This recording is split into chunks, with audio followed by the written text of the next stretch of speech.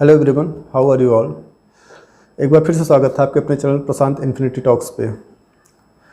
मित्रों, मैं अक्सर देखता हूँ कि लोग समन्स और वारंट में काफ़ी कंफ्यूज रहते हैं कि समन्स क्या होता है, ये कब इशू किया जाता है, कब जारी किया जाता है। वारंट क्या होता है, ये कब इशू किया जाता है, कब जारी किया जाता है। अगर आप देखते होंगे कि किसी के जो नॉर्मल पर्सन है जिनको लॉ की इतनी जानकारी नहीं होती, अगर उनके पास कोर्ट से समन आ जाता है तो उनके चेहरे की हवाइयाँ उड़ जाती हैं कि ये क्या हो गया, क्यों आ गया, हमने क्या किया, कोर्ट में क्यों बुला रहे हैं। अगर वारंट आता तो उस टाइम पे भी उनका वही हाल होता है। तो दोस्तों, आज की इस वीडियो में हम इन दोनों के बीच डिफरेंस क्या होता है इस पे बात करने वाले हैं। तो अगर आप चैनल पे पहली बार आए हैं तो चैनल को सब्सक्राइब कर लें, बेल आइकन को प्रेस कर लें और कमेंट बॉक्स में अपनी राय ज़रूर बताएं। तो दोस्तों, चलिए वीडियो शुरू करते हैं। तो दोस्तों, पहले हम बात करते हैं समन्स की। समन्स बेसिकली इसको हिंदी में समन लिखते हैं और इंग्लिश में समन्स लिखते हैं।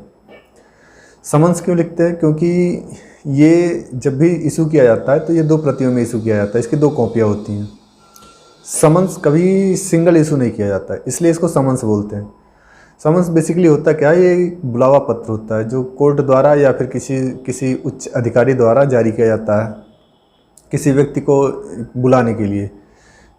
जैसे मान लो कि कोर्ट में किसी की गवाही होनी है तो वो बंदा आता नहीं है जिस दिन गवाही होनी हो, तो कोर्ट क्या करती है, वहाँ से समन इशू करती है कि आप अगली तारीख पे मीन्स जो भी अगली, मान लो कि आज के बाद जो आज उसकी हेयरिंग थी, आज के बाद उसकी हेयरिंग पड़ रही है अगले महीने में 15 तारीख को, तो कोर्ट वहाँ से एक समन इशू करेगा कि अगले महीने की 15 तारीख को इस टाइम पे आप इस कोर्ट में हाजिर होंगे।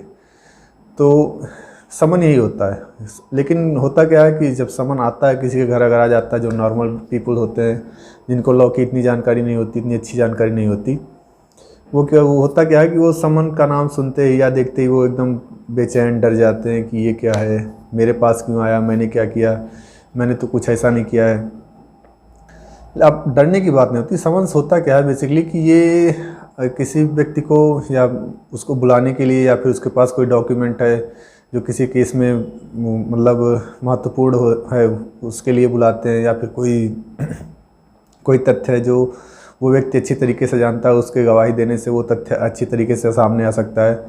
तो इस तथ्य को भी मतलब निकालने के लिए वो समन्स इशू करते हैं ताकि वो व्यक्ति आए कोर्ट में अपनी बात कहे। कोई उच्च अधिकारी भी किसी के लिए समन्स जारी कर सकता है कि आप यहाँ आइए और आपसे कुछ बात करनी है, पूछताछ करनी है, कुछ भी आप बोल सकते हो, वो चीज़ होती है। तो इसमें डरने की बात नहीं होती। और एक चीज़ और फ्रेंड्स की, समन एक निश्चित अवधि के लिए जारी किया जाता है। जैसे मान लो कि आज के डेट में इशू हुआ और 15 तारीख को आपको आना है, तो वो उसकी मान्यता केवल 15 तारीख तक रहेगी। अगर आप 15 तारीख को जाते हो या फिर किसी कारणवश नहीं जा पाते हो तो भी वो उसी डेट के बाद उसकी वैधता ख़त्म हो जाती है। अब बात करते हैं वारंट की। वारंट होता क्या है? बेसिकली वारंट कोर्ट द्वारा इशू किया जाता है किसी व्यक्ति को पकड़ के लाने के लिए। मान लो कोई अपराधी है, वो भाग गया है, वो सरेंडर नहीं कर रहा, पुलिस उसको पकड़ नहीं पा रही, या फिर पुलिस कोर्ट में जाती है, वहाँ पे बोलती है कि साहब ये है, ये इस बंदे को गिरफ्तार करना चाहते हैं, ये ऐसा ऐसा करता है या ये कर चुका है या कर रहा है, तो इसको अरेस्ट करेंगे। तो उसके लिए कोर्ट से वारंट इशू किया जाता है। वारंट इशू करने के बाद वो पुलिस को आदेश देती है कोर्ट कि ठीक है, आप जाओ और फला व्यक्ति को पकड़ के लेके आओ। वारंट में वारंट कोई बुलावा पत्र नहीं होता। वहाँ पे वारंट मीन्स होता है कि वो जाएंगे और आप मान लो आपके विरुद्ध अगर वारंट कोर्ट से इशू होता है तो आप जहाँ कहीं भी रहोगे, पुलिस आपके पास जाएगी, आपको पकड़ के लेके आएगी। आप आना चाहो या ना आना चाहो, अगर आ जाते हो तो आराम से लेके आएगी, नहीं आओगे तो गिरफ्तार करके लेके आएगी। मीन्स ये होता है कि वारंट। और मैं आपको एक चीज़ बताना चाहता हूँ कि वारंट जब इशू किया जाता है तो उस पर कोई डेट मेंशन नहीं होती। बस ये होता है कि फला व्यक्ति को आप चाहे जहाँ से चाहे जैसे पकड़ के लेके आके कोर्ट में पेश करो।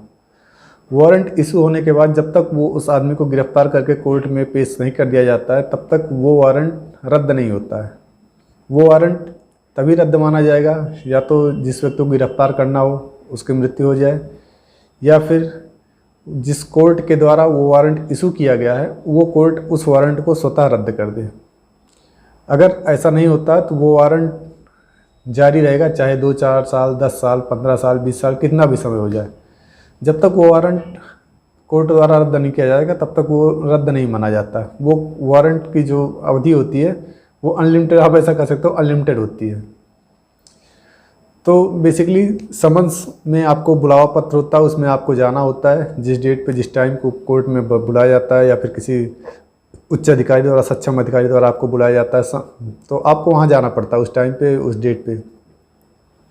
और वारंट में क्या होता है कि जब वारंट कोर्ट इशू करती है और जब कोर्ट इशू कर देती है तो अब पुलिस वाले आते हैं और आपको टांग के लेके चले जाते हैं, ठीक ना। ये बेसिकली डिफरेंस होता है वारंट और समन्स में।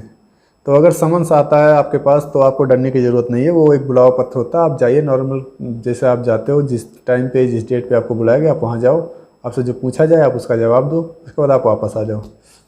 वारंट में अगर आप सरेंडर करते हो तो ठीक है, अगर नहीं करते हो तो वारंट इशू होगा। वारंट इशू होने के बाद पुलिस आएगी, आपको पकड़ के लेके जाएगी और कोर्ट में पेश करेगी जज के सामने। तो बस यही है। अगर जो आपको लॉ की ज़्यादा जानकारी नहीं है तो आप ये चीज़ें, बेसिक चीज़ें आप इसको समझ सकते हो। बाकी इसमें सेक्शंस से कौन सी धारा है, किस धारा में, ये सब चीज़ें मैं अभी यहाँ पे बोलना नहीं चाहता, क्योंकि मैं चाहता हूँ कि आप लोग जितने सिंपल वे में इस चीज़ों को समझ सकें जो आपको मतलब रूटीन लाइफ में आपके काफ़ी ज़्यादा काम आती है, ये आपके लिए ज़्यादा बेहतर होगा।